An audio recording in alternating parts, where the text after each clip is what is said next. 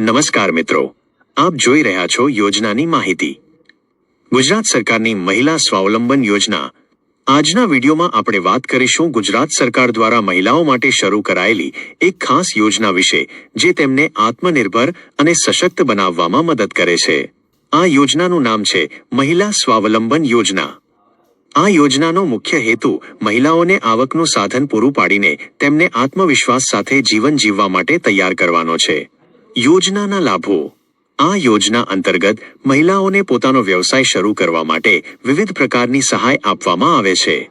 વ્યવસાયિક તાલીમ, સીવણકામ, beauty parlour, packing, handicraft વગેરે જેવી તાલીમ.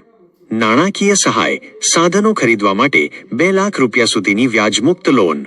માર્ગદર્શન, માલ વેચવા માટે માર્કેટિંગ અને ટેકનિકલ માર્ગદર્શન. કોણ અરજી કરી શકે?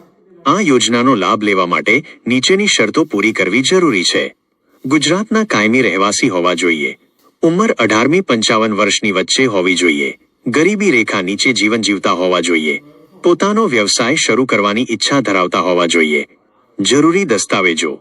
અરજી કરતી વખતે આ દસ્તાવેજો સાથે રાખવા: આધાર કાર્ડ, રેશન કાર્ડ, આવકનો પુરાવો, પાસપોર્ટ સાઇઝ ફોટો, જાતિ અને નિવાસ પ્રમાણપત્ર. અરજી ક્યાં કરવી?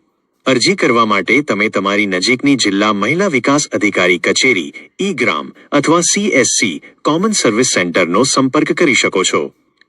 બહેનો, જો તમે તમારા પગ પર ઊભા રહેવાનું સપનું જોતા હોવ તો આ યોજના તમારા માટે એક ઉત્તમ તક છે.